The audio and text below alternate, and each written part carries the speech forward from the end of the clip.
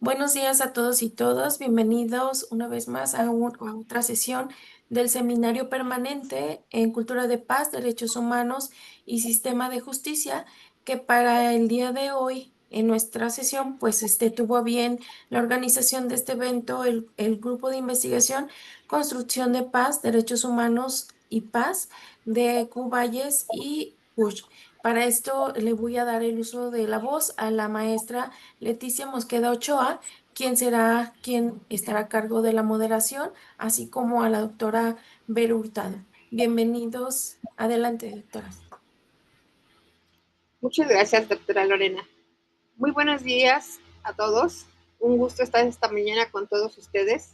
Es muy grato presentar a la doctora María Angélica Sánchez Julio.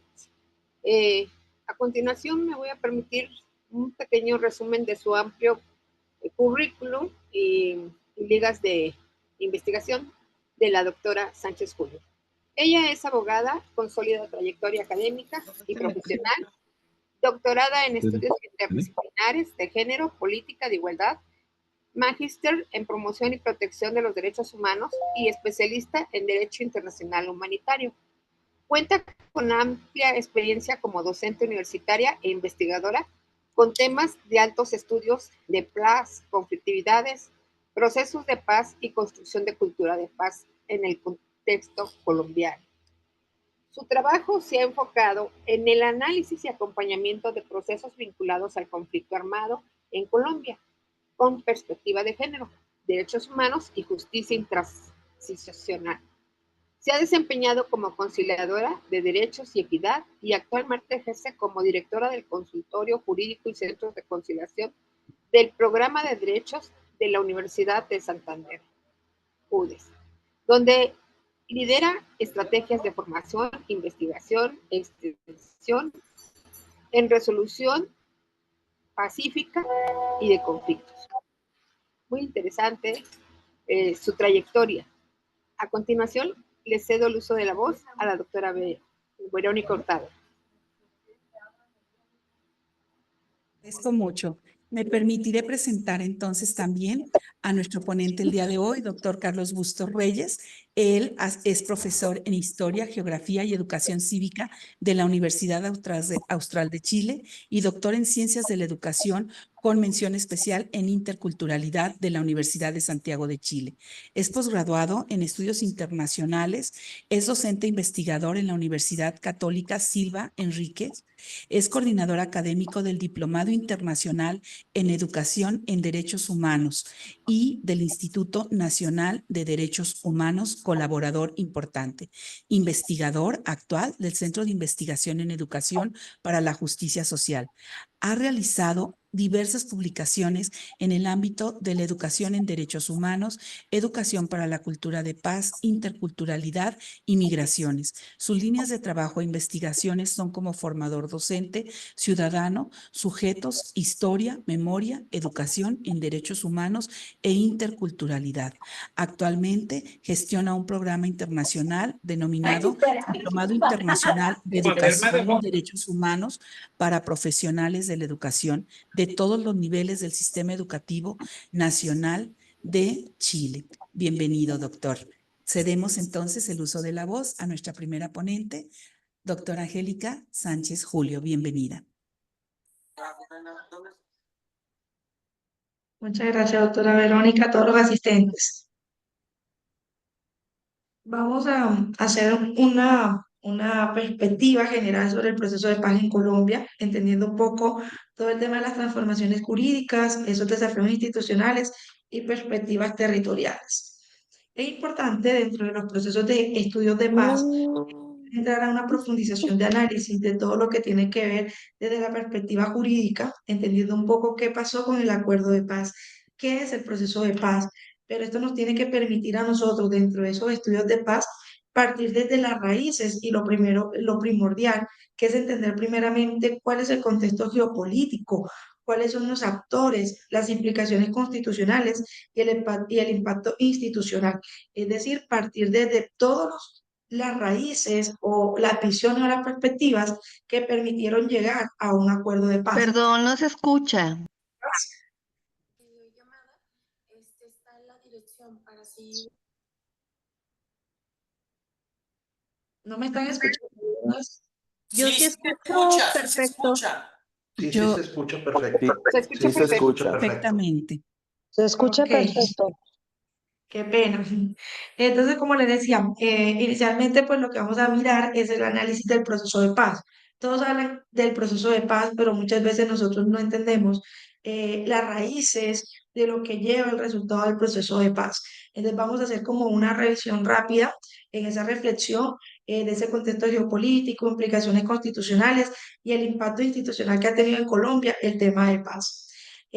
Irnos un poquito a esas raíces es entender un poco el contexto histórico del conflicto armado, que es la raíz de esa estructura, de esa geopolítica o de esos resultados geopolíticos que llegaron al ser el insumo para el acuerdo de paz.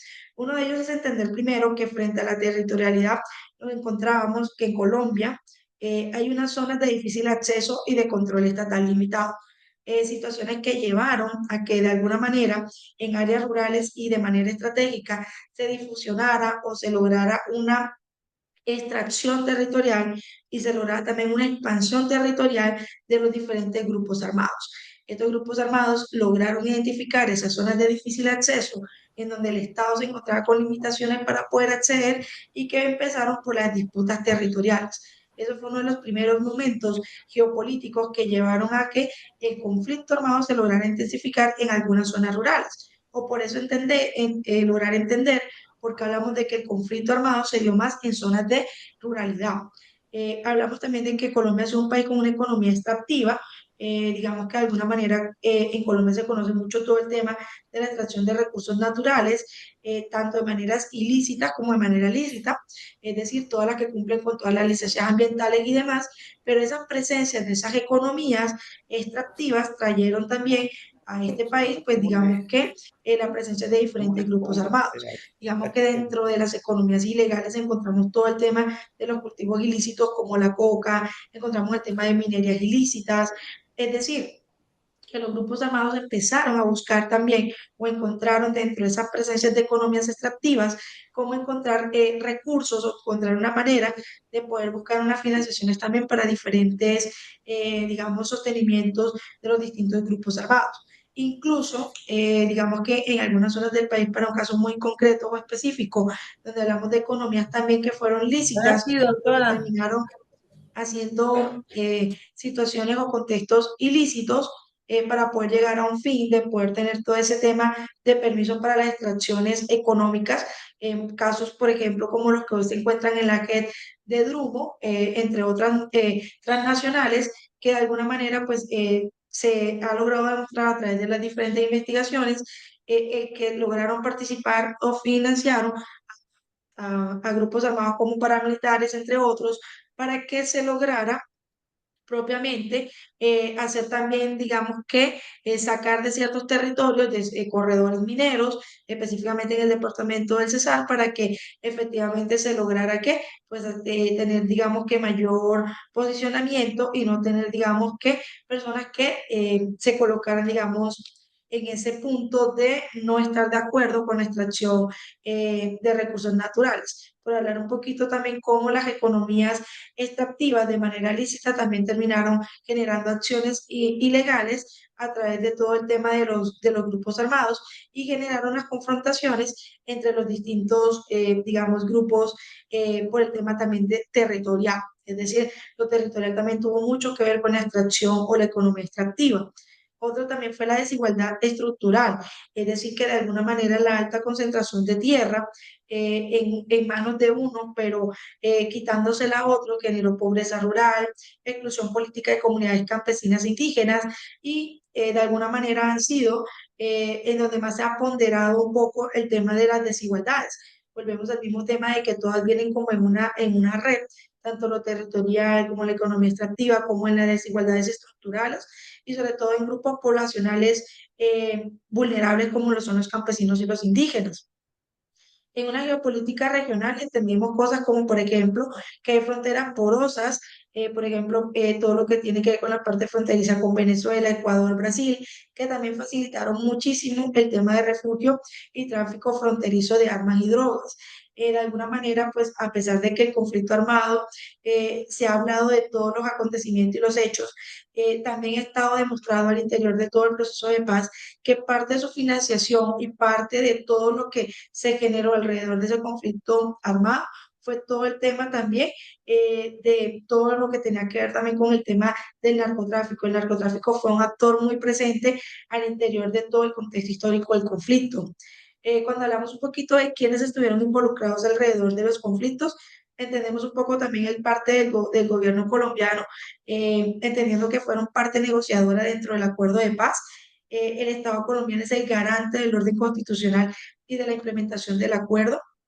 De alguna manera, pues también estuvieron, digamos que, con una parte muy activa alrededor del conflicto, obviamente por la defensa de la territorialidad, por la defensa también del Estado de Derecho, entre otros. Nos encontramos con la FARC-P, que son Fuerzas Armadas Revolucionarias de Colombia, Ejército del Pueblo, que fue el principal grupo insurgente, que nace con una presencia política e ideológica al interior del país. Es uno de los grupos armados más antiguos o fue de los más antiguos dentro del país. Hoy por hoy todavía persisten, pero persisten son las disidencias, toda vez que en el año 2016, con la firma del acuerdo de paz, las FARC dejaron de ser un grupo armado reconocido propiamente por el Estado para convertirse en actores del acuerdo de paz. Es decir, el acuerdo de paz también tuvo una incidencia bastante importante porque logró por primera vez sentar el comienzo progresivo hacia una búsqueda de paz con uno de los grupos armados más antiguos del país. Al interior del contexto histórico, encontramos que también hubo otros grupos armados y ilegales como el ELN, bandas criminales como la PACRI, en el tema de narcotraficantes, narcotráfico, es decir, pues han existido también dentro de esos roles e intervenciones también diferentes grupos armados ilegales. La sociedad civil también ha estado en marco con el tema de las víctimas, organizaciones campesinas, ONG, protección de líderes de derechos humanos, ha estado la academia, es decir, que haciendo seguimiento tanto en el momento del acuerdo de paz, de posterior al acuerdo de paz, pues la sociedad civil ha estado, digamos que bastante involucrada dentro del mismo. La comunidad internacional que participó en el acuerdo de paz, pues fue Cuba y Noruega como garantes del acuerdo de paz en la construcción y aprobación del mismo. La ONU también ha estado como verificador del mismo, entre otras organizaciones internacionales. El camino hacia la paz ha sido un proceso de línea de tiempo bastante largo y complejo. Aquí lo voy a resumir por temas de tiempo. De 1982 al 2002 hubieron procesos fallidos de diferentes presidentes que intentaron acercarse al proceso de paz, muy conocidos como Uribe, Betancourt, Gaviria y Pastrana, quienes dentro de todo ese periodo trataron de consolidar unos acuerdos de paz, pero no fueron posibles. Del 2002 al 2010 se logró una política de seguridad democrática en cabeza del presidente Álvaro Uribe Vélez, que tuvo un auge militar muy conocido. Dentro de esos resultados de la política de seguridad democrática encontramos mucho el tema del referente del tema de los falsos positivos, que bueno, pues ya lo comentaremos más adelante. Del 2002 al 2016 entramos en las negociaciones en La Habana entre lo que fue el gobierno de Juan Manuel Santos, frente al tema con el grupo de las FARC para poder hablar y sentarse sobre el acuerdo de paz.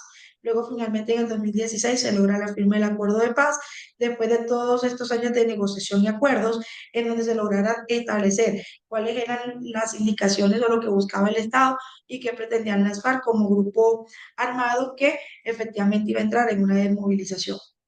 ¿Qué es el proceso de paz? El proceso de paz, esta diapositiva aparece en blanco porque el proceso de paz realmente ha tenido, digamos que, múltiples conceptos dentro de cada uno de los actores. Cuando lo vemos dentro de lo que piensa la sociedad civil, algunos consideran que el proceso de paz fue un intento fallido del Estado que no dio resultados en concretos, que todavía no se ha dado la reparación total a las víctimas, que no se planificó el tema presupuestal. Para algunos siguen considerando que todavía la expansión territorial de algunos grupos armados que no fueron involucrados al proceso han generado que pues efectivamente esa paz todavía no tenga como digamos unos pininos, pero para otra parte la sociedad civil, que efectivamente para el tema de la ruralidad se entiende que el proceso de paz sí fue significativo, sí logró hacer digamos una expansión de esos acuerdos de paz, que la JEP ha venido haciendo unos elementos también para que no queden en impunidad muchos hechos y se pueda llevar a la verdad. Se ha logrado una reparación parcial a las víctimas y eso pues ha notado también la buena intención de los gobiernos en lograr materializar la paz. Para algunos actores políticos, el proceso de paz simplemente fue una bandera política, pero que pues no ha tenido resultados.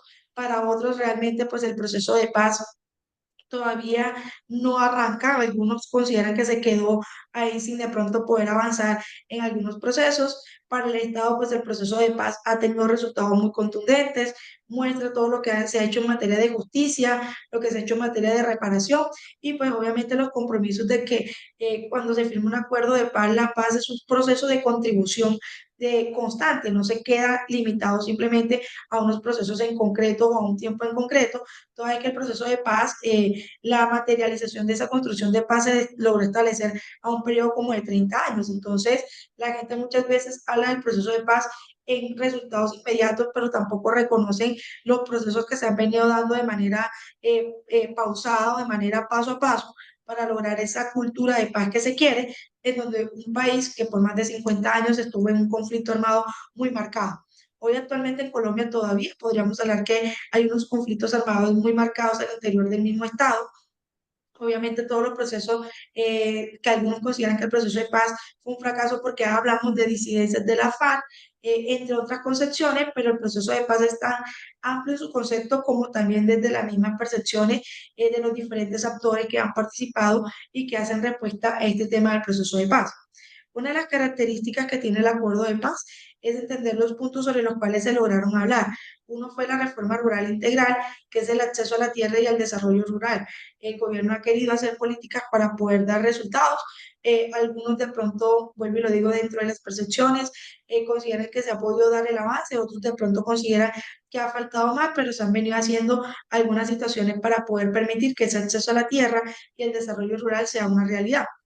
Participación política, todo lo que permitió la creación de partidos políticos como el de Comunes, que actualmente tiene representación en el Senado de la República, el fin del conflicto armado, efectivamente el cese al fuego, la negación de armas, el que hoy existan disidencias no quiere decir que sean las mismas FARC, son las personas que de pronto no estuvieron, digamos, en el acuerdo de paz. Hay firmantes de paz que también se volvieron disidentes, entonces eso también es un factor a entender dentro del acuerdo de paz.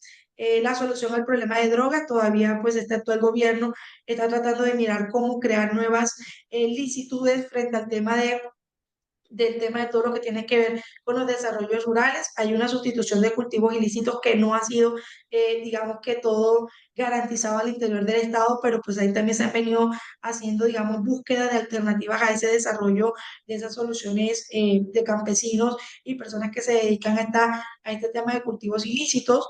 Los derechos de las víctimas a la verdad, justicia y reparación se ha venido también dando de manera paulatina con el tema de la JEP, que es la Justicia Especial para la Paz, que está funcionando de manera transitoria y que ha permitido de pronto reconocer ese derecho a las víctimas. Y la implementación, verificación y refrendación que han venido haciendo los mecanismos nacionales e internacionales.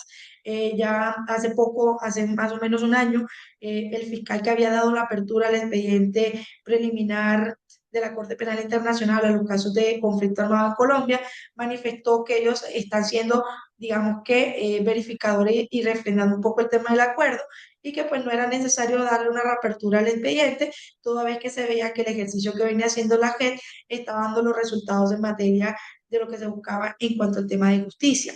Digamos que en unos resultados e implicaciones jurídicas hemos entendido que en materia constitucional hubo una incorporación al bloque de constitucionalidad que validó todo el tema de las normatividades en el marco de paz. En materia penal logramos construir o logramos crear la Jurisdicción Especial para la Paz, que es la famosa JEP. En materia de derechos humanos se logró colocar dentro del acuerdo de paz que las víctimas fueran el enfoque diferencial y fueran el enfoque central de la misma. En cuanto al desarrollo normativo, tenemos decretos y vías que van, digamos, en todo el tema de la legislación especial e implementación y en la democracia participativa, en lograr que regiones aisladas logren participar dentro de cada uno de estos mismos aspectos y dentro de estos mismos espacios. Hay unos desafíos actuales en materia del marco del proceso de paz.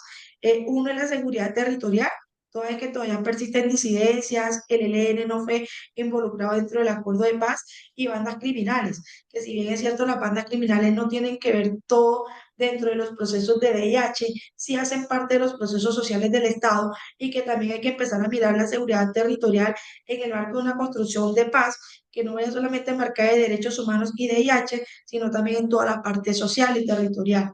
Hay una implementación lenta, efectivamente, pues hay falencias en la reforma agraria, en la garantía de derechos para excombatientes. Eso ha generado que efectivamente muchos de ellos terminen a las disidencias de las FARC. Hay una polarización política actualmente en el país. Hay unas tensiones institucionales y pérdida de confianza en la JEP. Hay también, digamos, frente al tema estatal en las partes de las financiaciones, además de toda la polarización política que vive el país, frente a quienes ejercen, digamos, la jefatura de Estado. Y hay una criminalización de líderes, que pues también hay un asesinato o unos homicidios constantes a firmantes y defensores de los derechos humanos. Y eso también genera pues muchísimo miedo para quienes brindaron confianza en el acuerdo de paz en no encontrar garantías institucionales al mismo.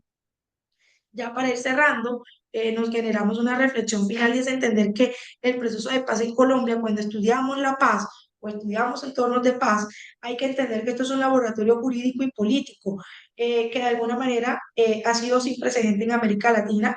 El proceso del acuerdo de paz, tanto en su componente histórico, como en su proceso de implementación, como en sus procesos de ahora, realmente ha sido de bastantes estudios a nivel latinoamericano.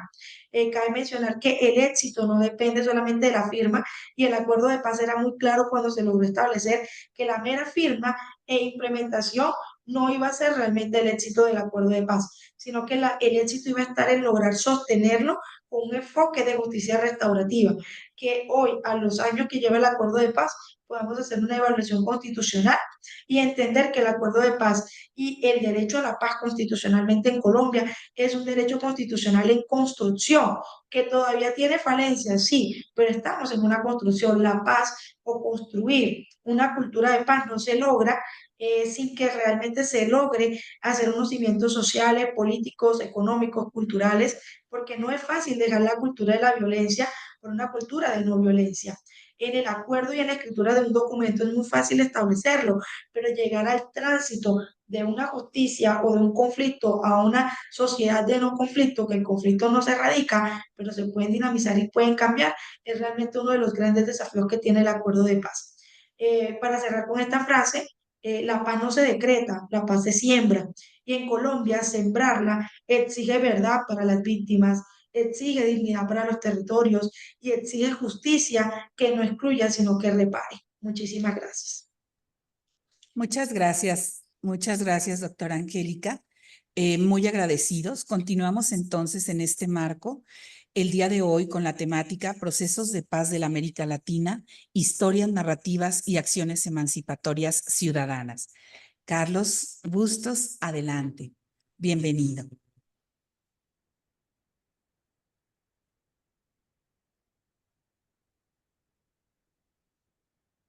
En lo que el doctor Carlos nos manifiesta cuando esté listo, pues interesante comentar cómo nuestra América Latina y seguramente la región del Caribe van generando esas provocaciones de análisis al encontrarnos realmente en nuestros propios procesos de paz decolonizados. Mientras un tiempo tuvimos una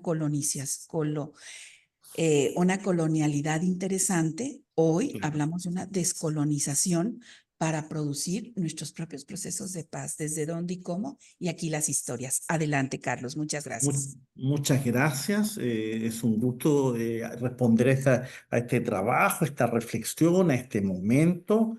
Tengo la impresión que en tiempos de altas complejidades,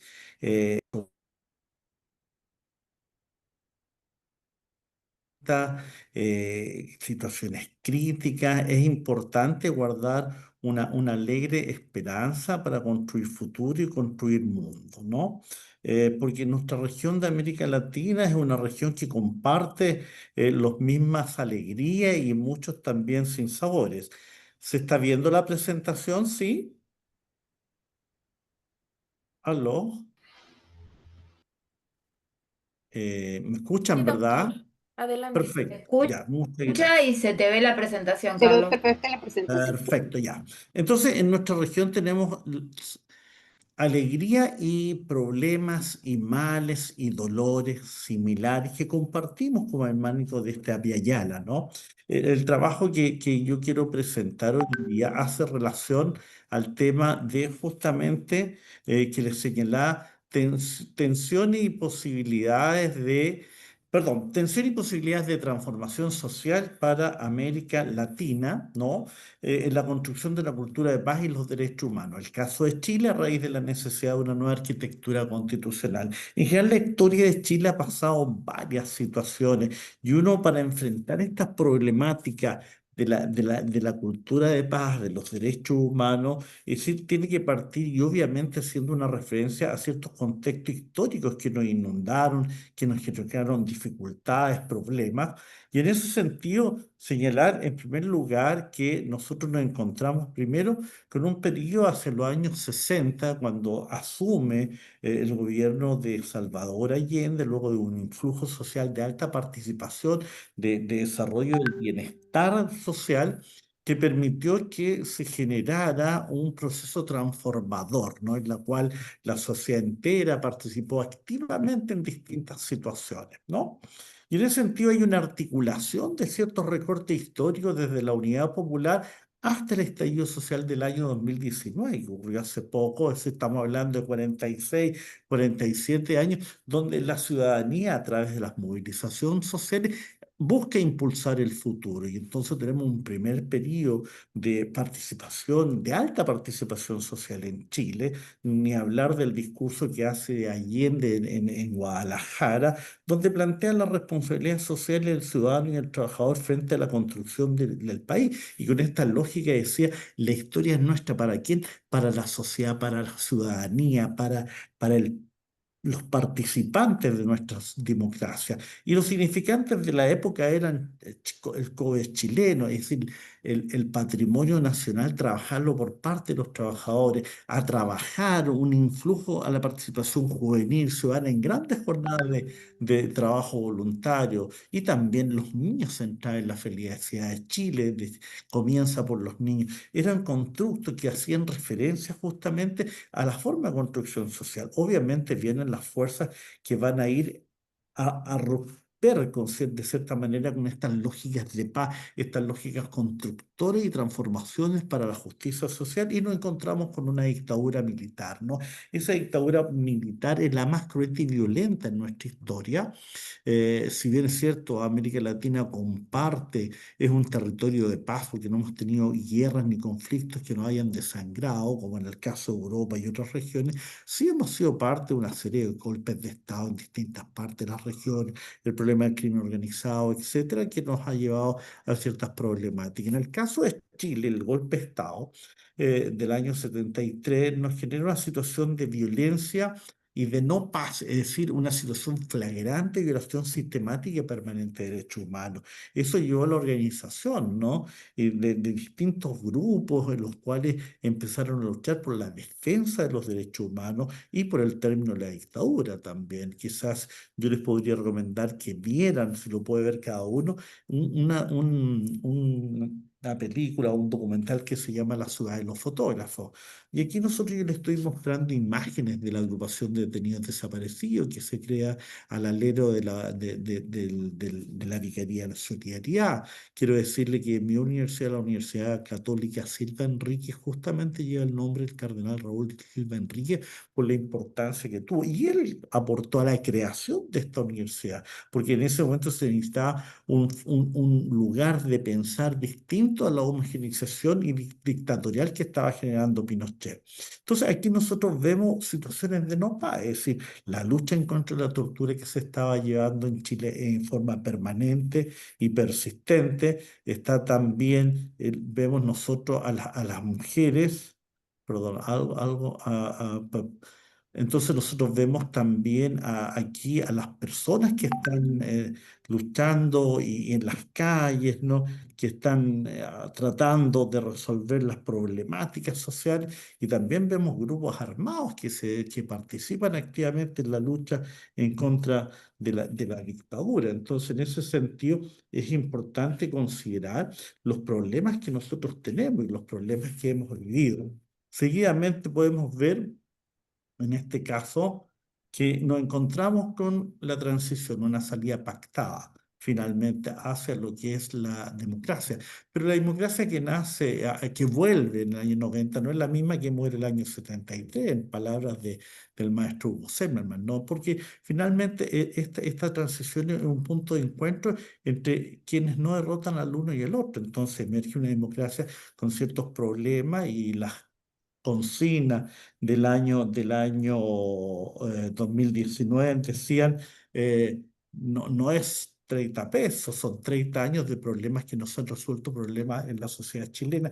Y la paz tiene que ver también con el problema, la forma que abordamos la resolución de la justicia social, el problema de los medicamentos, de la salud, de la educación, el problema de problemas estructurales complejos. Y ahí nos encontramos con una situación altamente compleja que fue el estallido social hace el año 2019, no obstante que antes ocurrieron situaciones también altamente complejas y que fueron muy, muy favorables a la participación ciudadana, sobre todo la participación estudiantil. Primero, el año 2006, con el movimiento de los estudiantes secundarios llamado de Pingüino, que se tomaron gran parte de colegios del país estableciendo demandas como, por ejemplo, un pasaje, un ticket escolar a muy bajo precio. Hoy día hay gratuidad, es decir, las luchas de los estudiantes en la calle permiten que hoy día los estudiantes en todos los niveles de la educación prebásica hasta la universitaria tengan pase y gratuidad en el transporte de lunes a domingo. Claro, eso parece en otros países, pero ¿cómo? Si acá es muy barato. Bueno, hoy día al ser muy, muy barato el pase escolar, es algo en un modelo neoliberal como es el chileno, es muy difícil de lograr. Sin embargo, los estudiantes del 2006, el 2008 y después el 2011, ¿no? Con todo el influjo de Camila Vallejo, Carol Cariola, el mismo presidente actual Boric, llevaron adelante toda una lucha, pero como quedaron pendientes muchos temas el año 2019 a raíz de una serie de violencia estructural en acciones comunicativas por parte del gobierno de Piñera, se produce un estallido social. Y este estallido social lleva a la salida a la calle, ¿no? Y entre otras cosas, los jóvenes a plantear en ciertos afiches contra toda violencia neoliberal y clasista, racista y patriarcal. Es decir, hay una serie de elementos que están conjugando en términos sociales y sociohistóricos y están definiendo un escenario político. Imagínense en ese afiche, igual yo tomé la fotografía, aparece Piñera asesino. Es decir, estamos hablando de la violencia cuando hay una represión y terminan personas sin los ojos a raíz del disparo de las fuerzas policiales, ¿no? Pero también es significante por ti, por mí y por todos mis compañeros, es decir, volver a unirse para luchar. Y ahí hay una salida también que se le hace a este estallido social, que es a través de convocar a la construcción de la convención constituyente. Esta convención avanza a un encuentro posterior, el arte, todo, y se genera una propuesta constitucional para salir a la crisis que se vota el año 2021. Quiero decirles que en nuestra universidad particularmente tuve el trabajo de coordinar una serie de encuentros, 9 encuentros que hicimos a nivel de facultades, para construir un documento. Y nosotros le entregamos a la mesa de la Convención Constituyente, y ahí están las fotografías, particularmente a Elisa Loncón, que era la presidenta, le entregamos una propuesta que elaboramos acá en la universidad, porque para nosotros la universidad es importante desde el punto de vista ser un actor relevante en el compartir los problemas que hay en nuestro país. Y dice propuesta para una nueva constitución pensada desde la educación 2021.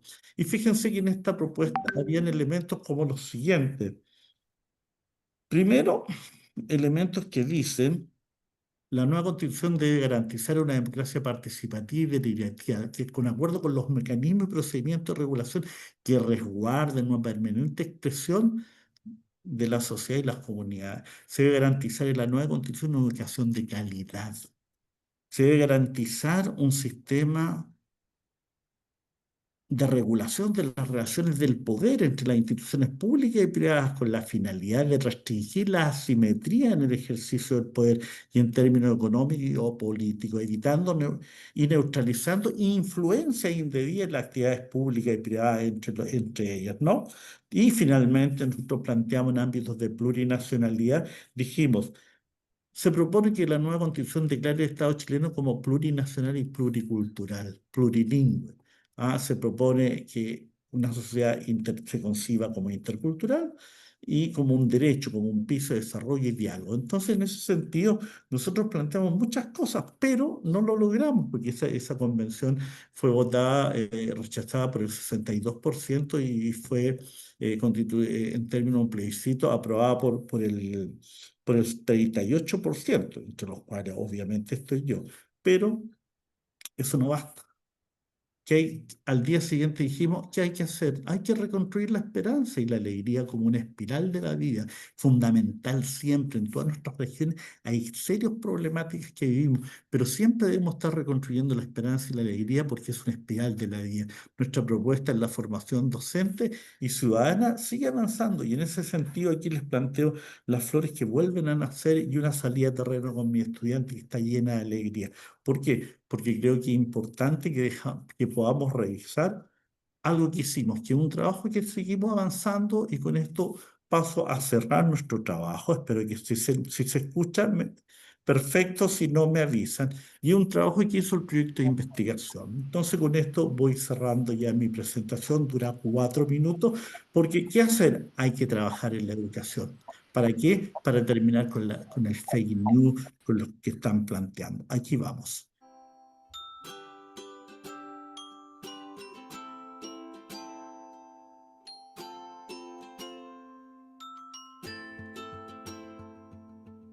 Las evidencias que arrojan las investigaciones de los últimos años nos indican la necesidad de fortalecer ciertos requerimientos que vienen desde las políticas públicas, como son la educación en derechos humanos y la interculturalidad, focalizados en las escuelas debido a las tensiones y complejidades que ha arrojado la presión migratoria experimentada en los últimos años por nuestro país, particularmente ante la llegada de niños y niñas extranjeros que al ingresar al territorio nacional son sujetos de derecho y como tal tienen el derecho a la educación.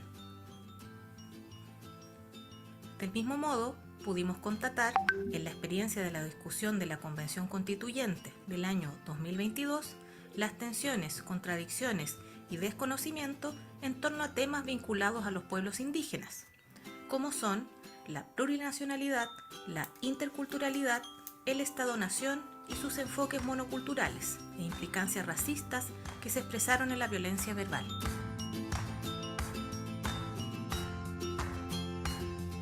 A lo anterior, podemos sumar los grados de violencia que ha experimentado nuestra sociedad en su conjunto y específicamente en las escuelas de nuestro país. Un creciente deterioro de las relaciones sociales en la escuela, comunidad y las formas de resolución de problemas.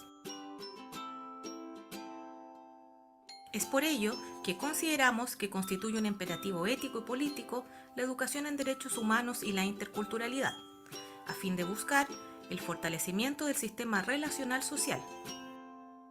En este sentido, los profesores y profesoras del sistema educativo, particularmente de las escuelas de la educación básica y media, juegan un rol significativo en la construcción del pensamiento y los valores que se requieren para generar ciudadanos activos, amables y preocupados de su sociedad, junto al diálogo directo que tiene el docente con sus estudiantes y sus familias. Es por ello que para la investigación que hemos impulsado y de la cual damos cuenta en esta cápsula, la formación inicial docente de profesores y profesoras constituye un aspecto relevante en los procesos formativos. El trabajo de investigación que estamos desarrollando dice relación con la formación inicial docente en el ámbito de los derechos humanos y de la interculturalidad. Nos preocupa la forma en que se encara la enseñanza de los profesores y profesoras y por tanto buscamos ver cuáles son las representaciones, los dispositivos didácticos y las relaciones que se están estableciendo en función de la formación docente, porque ello va a aportar el enriquecimiento de las prácticas y del futuro profesores y profesores que se van a desempeñar en el establecimiento educacional. sociales, ya sea en educación básica, en la educación media. Pensamos que las tensiones que vive nuestra sociedad, que tiene que ver con la presión migratoria, que tiene que ver con los pueblos indígenas, a través de estos constructos como educación en derechos humanos e interculturalidad, pueden favorecer un mejoramiento constante de nuestra calidad de vida como sociedad. Es necesario poner atención respecto de la necesidad formativa en educación en derechos humanos e interculturalidad en las universidades, con la finalidad de pasar desde una aproximación funcional y superficial a una de orden profunda y reflexiva, que se vehiculice a través de las aulas y los dispositivos didácticos de la educación superior,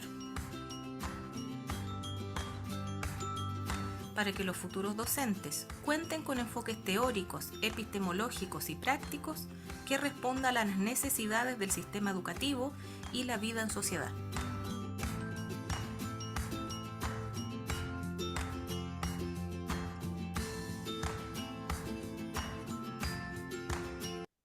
Bien, entonces señalaba que de eso se trata, es el trabajo que nosotros creemos hoy día, hay que construir esperanza en el mundo. Fuimos derrotados en una convención constituyente por la mentira, por la forma en que dominan los conservadores y las extremas derechas dominan los medios de comunicación. Pero nosotros creemos que hay que construir futuro y hay que construir esperanza y nuestra formación y nuestra responsabilidad como educadores y educadores que trabajemos en distintos niveles es cómo fortalecer a los estudiantes a la formación de pensamiento en distintos ámbitos y en la ciudadanía, en la calle, es decir, con las personas en distintos ámbitos, no solamente en las aulas, este tema de construir paz, construir derechos humanos, la dignidad de la persona, la interculturalidad. ¿Por qué? Porque en la discusión de la convención apareció todo el racismo, todo el clasismo, toda la homofobia, toda la porofobia del sistema chileno. Y por tanto, la educación sigue siendo un rol fundamental para la transformación del pensamiento y aportar a la construcción de un mundo nuevo y mejor. Pero eso implica estar en movimiento como personas y como educadores o como trabajadores de la cultura o de las universidades o centros de formación superior, media, básica, en fin. Así que esa es nuestra discusión frente a temas de país y aportar a la construcción. Muchas gracias. Muchas gracias, Carlos, querido. Y bueno, para ir culminando este día tan interesante, hemos invitado a dos panelistas que tendrán el uso de la voz por 5 minutos. La doctora Edith Cámpora, ella pues actualmente de la Universidad Nacional del Rosario, dirige el Centro de Abordajes Interdisciplinarios de lo Sociocultural, y a nuestra querida, muy querida, Ginette Trujillo, excombatiente de las FARC, quien nos dará también en 5 minutos un breve testimonio. Estos panelistas responden en mucho a la temática que el día de hoy se desarrolla. Adelante, Edith, por favor. Gracias. Bueno, buenos días. Gracias por esta invitación. Un poco retomando lo de Angélica y lo de Carlos, mi realidad es la Argentina, que pasó procesos diferenciados de Colombia, de Chile y de México. Argentina tuvo una dictadura hace casi 50 años atrás, una dictadura que estuvo 8 años en el poder, que se retiró y que destruyó parte del lazo social en la República Argentina, y sin el lazo social no hay paz posible en las sociedades. Y unas organizaciones respondieron frente a esa dictadura con lazos de amor, con lazos de vínculos. Quizás los oyentes y los escuchantes de este momento conocen las organizaciones que voy a nombrar, pero como tengo 5 minutos voy a hacer todo muy rápido y voy a dejar la idea de que busquen información o que les podamos pasar más información sobre esto. Hay una primera organización en la Argentina que se llamó Madres de Plaza de Mayo, que salieron a dar vueltas por la Plaza de Mayo en el año 1979, a 2 años de la dictadura. La dictadura comienza en el 76. Y Madres de Plaza de Mayo es una organización que es conocida al día de hoy en el mundo por su óptica de paz, buscando justicia, con 3 consignas que Madres manejó siempre, que tenía que ver con memoria, verdad y justicia. De madres vamos a abuelas, las mismas mujeres que tenían hijas desaparecidas detenidas que estaban embarazadas y que dieron a luz en centros clandestinos de detención, y sus nietos, o sea, los nietos de las abuelas, los hijos de las detenidas desaparecidas, fueron secuestrados y desaparecidos por la dictadura cívico-militar. Al día de hoy hay una serie de nietos recuperados, pero también hay una serie de nietos no recuperados. La cifra es 500 en total, pero es una cifra que siempre está abierta a profundizarse porque había muchas madres que estaban embarazadas y sus padres no lo sabían, entonces no hay una cifra exacta de cuántas mujeres estaban embarazadas y fueron detenidas desaparecidas y fueron robados sus hijos. De esa organización Abuelas partimos a otra organización que en los 90 aparece con fuerza, que es Hijos. Los hijos de las madres desaparecidas salen a la luz a buscar a sus madres, pero también a pedir justicia, memoria y verdad en una serie de actividades políticas, digamos, en la calle, que se llamaron escraches a los represores.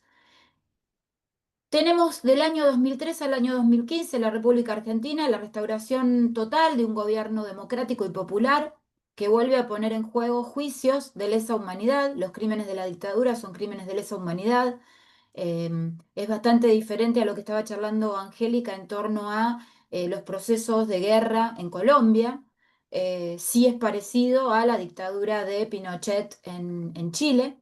Esto implica que los crímenes de lesa humanidad no prescriben, por lo cual pueden pasar 20, 30, 40 o 50 años, como vamos a cumplir el año que viene de la dictadura en el poder, y los crímenes se siguen juzgando, ¿no? Argentina del año 2003 al año 2015 avanzó en juicios a represores, y surge en ese momento una nueva organización, surge ahora, hace muy pocos años, que se llama Nietes, que son los hijos de las madres desaparecidas, asesinadas, ¿no? ¿Se entiende? O sea, 4 generaciones buscando memoria, verdad y justicia, y buscando el concepto central de esta charla, que es la paz, porque la paz solo puede lograrse en un orden democrático, igualitario, inclusivo, dialógico. Hay un autor chileno que yo cito mucho y que me gusta mucho, y que seguramente conversó con Semmelman allá por los 70, que se llamó Norbert Lechner, y Lechner hablaba de la utopía de la democracia, de la utopía del orden deseado, y nosotros podemos hablar hoy acá de la utopía de la paz, de la utopía de la paz que nunca va a poder ser resuelta sin justicia social, sin igualdad socioeconómica y sin igualdad frente al derecho, las garantías constitucionales y demás. Cierro diciendo que Argentina en este momento está en un proceso terrible de polarización y de discursos de odio. Argentina hoy está siendo avasallada por el Estado Nacional con un presidente que votó el pueblo equivocándose, y buscamos desde este país del sur la paz, pero una paz para todos y no la paz de los cementerios de la Roma antigua. Y ahí terminé, Vero. Muchas gracias, Edith, muy agradecida. Ginette, adelante.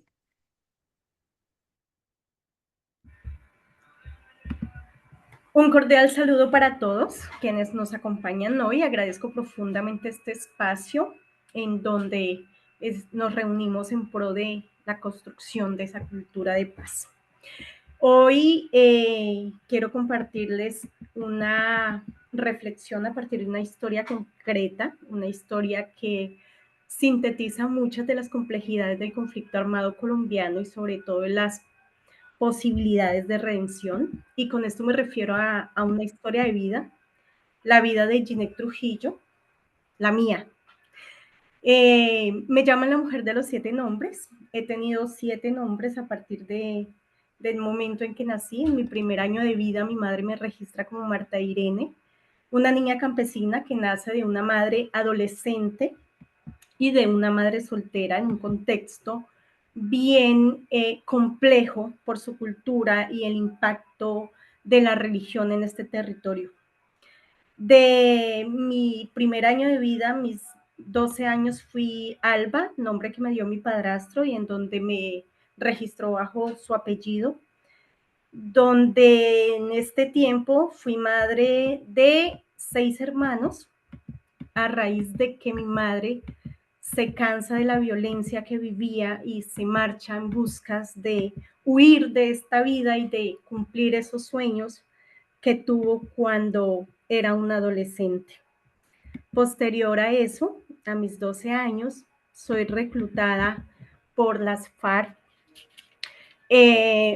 Me quitan mi muñeca de mis manos y me la cambian por un fusil. No fue una decisión libre, fue la consecuencia de las múltiples violencias que afectan a poblaciones rurales a partir de problemáticas como la pobreza, el abandono estatal, la falta de acceso a la educación y las vulnerabilidades sociales. A mis 15 años me convertí en Gira, una mujer que ya estaba inmersa en la guerra, que ya estaba perforado mi cerebro de odios que no eran míos, de resentimientos, de dolor, de venganzas, en donde me convirtieron en un recipiente que llenaron de lo que quisieron llenar y que fue muy doloroso. A los 17 años deserto del grupo, me convierto en Jinan. Fui quien conoció las consecuencias de esta decisión muy dolorosa, pero también la que conoce una ciudad por primera vez, la que conoce los zapatos de tacón, la televisión, los colores fluorescentes y las luces de muchos colores que para mí representan la libertad. Pero también con eso maravilloso llega un golpe de realidad y es enfrentarme a una civilidad en donde la maleta que traía no era tan chévere, no era tan divertida porque no traía títulos universitarios, no traía experiencias laborales, pero sí traía un listado enorme de antecedentes judiciales que hicieron muy compleja mi vida en la sociedad. Por eso nace Tania, que Tania es la que se convierte en stripper, porque es la única forma que encuentra de sobrevivir en esta selva de cemento. Soy stripper durante unos meses, luego empiezo a ser parte del proceso de reintegración en Colombia y me convierto en Ginette.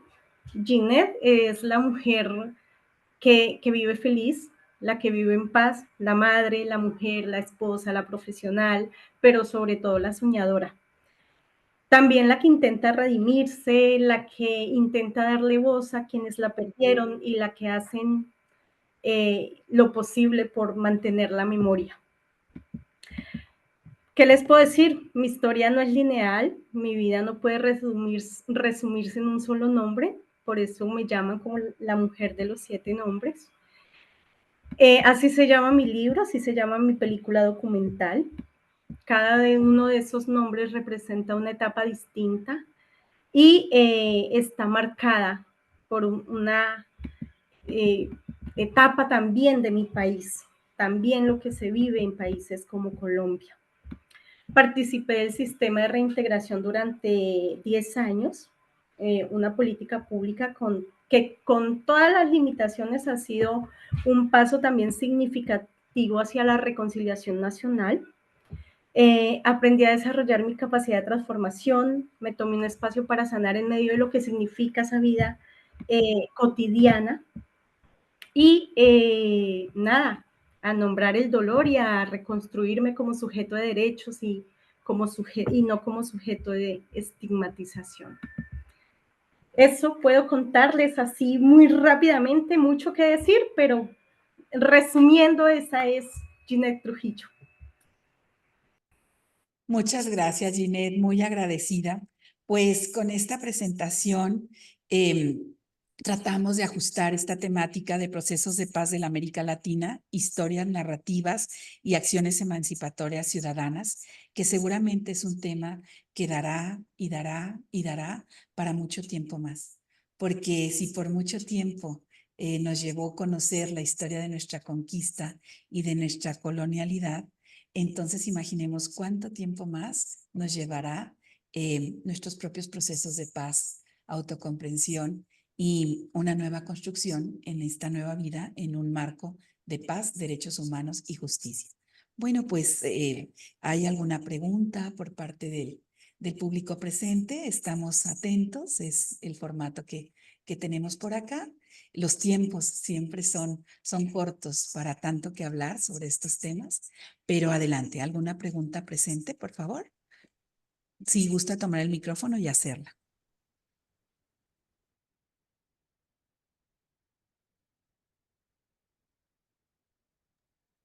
Estoy revisando por acá si tenemos alguna. Ajá, acá en el chat no tenemos ninguna. ¿Hay alguna participación de alguien que quisiera comentar algo?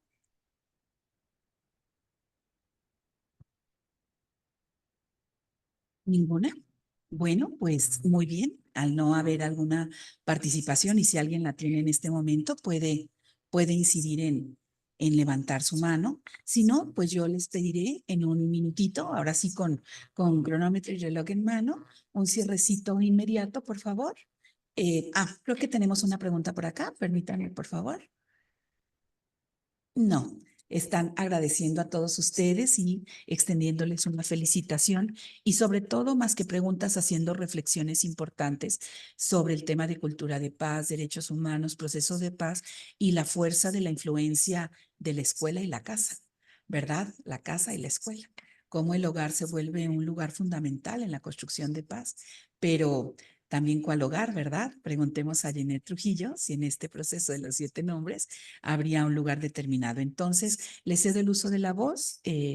Un minutito, por favor, doctora Angélica, para el cierre. ¿Está por aquí? Si no, Carlos, ¿gustas hacer un cierrecito, un minutito, por favor? Señalarles de que en general necesitamos ponernos en movimiento siempre por la construcción de la esperanza y defendiendo la alegría pese a las complejidades que tenemos en nuestras vidas y nuestras sociedades, porque es la única forma de construir futuro y de evitar un presente que igual hay que valorarlo y debemos resignificarlo siempre por la construcción de un futuro que tiene que ver con el microespacio, nuestros amigos, familiares, esposa, hijo, lo que sea, tiene que ver con por dónde caminamos, en los lugares donde nos desempeñamos y con la construcción de futuro. Así que es una invitación permanente a mantener la alegría y la convicción por construir futuros. Muchas gracias a cada uno y a la invitación, a Elvira, a Leti, a Ginette, a María Angélica. Yo creo que este es un encuentro muy interesante, muy bueno y creemos que siempre hay que estar en movimiento. Gracias. Muchas gracias, Carlos. Edith. Retomar lo que decía Verónica de la conquista y la colonización y la decolonización o descolonización, como le queramos decir, y pensar las realidades americanas de esta América grande, de esta América hermosa, que no le vamos a regalar el nombre de América a Estados Unidos. América es todo el continente y cada una de nuestras historias, como la que contó Ginette, que está íntimamente atravesada con Colombia y con lo que sabemos de la historia colombiana, pero cada uno de nosotros tenemos historias atravesadas por las historias de nuestros países, y las historias de nuestros países son las historias de dependencias mundiales y de dominaciones que necesitan esto que dice Carlos, ¿no? La alegría, pero también necesitan la explicitación de los contextos políticos que estamos viviendo y de la posibilidad de la educación, esto que también planteaba Carlos. Me pareció muy, muy importante esta idea de la formación de profesores, de docentes, de maestros, que empiecen a pensar para poder enseñar de una manera más pacífica hacia sus alumnos y un poco más lúcida hacia ciertos gobernantes. Yo estoy muy atravesada por mi gobernante, que no voté, así que disfruten sus países que tienen gobiernos más amables que el que tiene en este momento Argentina. Solo eso. Y por supuesto agradecida y esperando que nos volvamos a ver todos en otro Meet o en otro Zoom. Muchas gracias, Edith. Ginette. Bueno, yo solo quiero cerrar diciendo que La cultura de paz no puede ser únicamente un discurso institucional o académico, debe ser también una práctica diaria que atraviese nuestras estructuras sociales, nuestras políticas públicas y nuestras relaciones personales. Yo soy muy convencida de que no hay paz sin escucha, no hay paz sin justicia restaurativa y no hay paz sin compromiso ético con el otro, incluso y especialmente cuando ese otro ha estado del otro lado del conflicto. Espero entonces que recordemos que aunque la paz es muy frágil y es muy difícil de conseguir, siempre es posible si se le da nombre, si se le cuida y si se le cultiva. Solo eso. Muchas gracias. Agradecemos mucho a cada uno de ustedes su tiempo, su disponibilidad para participar acá con esta red tan interesante de cuerpos académicos que está en este estudio, en esta postura política de continuar adelante y en estas acciones, algunas veces emancipatorias y otras no, pero en su mayoría acciones por la paz, la justicia y los derechos humanos. Es cuanto, doctora Lorena, le regreso el uso de la voz. Gracias. Muchísimas gracias, doctora Vero. Pues sin duda un tema muy interesante. Un gusto el poder escuchar esas tres, pues obviamente opiniones de cuatro opiniones, que en realidad, pues en este tema como hoy agradecemos a quienes de Argentina, Colombia y Chile. Es una fortuna y una disculpa porque en realidad, como ustedes lo decían, es muy poco el tiempo en el cual pudieron dar un punto de vista, pero que fue algo así sumamente interesante. Creo que nos dejan esa semillita del poder conocer un poquito más. Esperemos que en un futuro podamos volver a invitarlos a esta red, a este seminario permanente. Agradezco, pues, en lo particular al doctor Carlos Bustos Reyes, a la doctora María Angélica Sánchez Julio, a la doctora Edith Leticia Campora y a la maestra Ginette Trujillo Berján. De igual forma, agradezco mucho pues al grupo de investigación que en este caso tuvo a bien organizar esta sesión de seminario permanente, a la doctora Vero y a la maestra Leti. Muchísimas gracias por su moderación. Y bueno, en forma simbólica, si quisiera hacer entrega virtual a en este caso a la doctora Angélica Sánchez Julio, que a la voz me voy a permitir leer esta constancia. Dice: la Red de Cuerpos Académicos en Derechos Humanos, Cultura de Paz y Sistema de Justicia otorga la presente constancia a la doctora María Angélica Sánchez Julio por su participación como ponente en el Seminario Permanente en Derechos Humanos, Cultura de Paz y Sistema de Justicia, con el tema titulado Procesos de Paz de la América Latina, historias, narrativas y acciones emancipatorias ciudadanas, celebrado el 4 de julio del presente año de forma virtual. Atentamente, Ciudad Guzmán, municipio de Zapotlán el Grande, Jalisco, México, a 4 de julio de 2025. Firma la doctora Teresa Magnolia Preciado Rodríguez, coordinadora del Nodo de Derechos Humanos, la doctora Dolores del Carmen Chilán Salazar, coordinadora del Nodo Cultura de Paz y el doctor Axel Francisco Orozco Torres, coordinador del Nodo Sistema de Justicia, así como la de la voz, doctora Lorena Martínez Martínez, coordinadora general de la Red de Cuerpos Académicos de Derechos Humanos, Cultura de Paz y Sistema de Justicia. En ese sentido, irían las demás constancias para cada uno de ustedes, agradeciendo a todos, como siempre, la participación, a poder escuchar estas opiniones de nuestros expertos. Y bueno, les estaremos avisando nuestra sesión del próximo mes para que nos acompañen. Agradeciendo nuevamente a cada uno de ustedes, que tengan un buen día. Muchísimas gracias.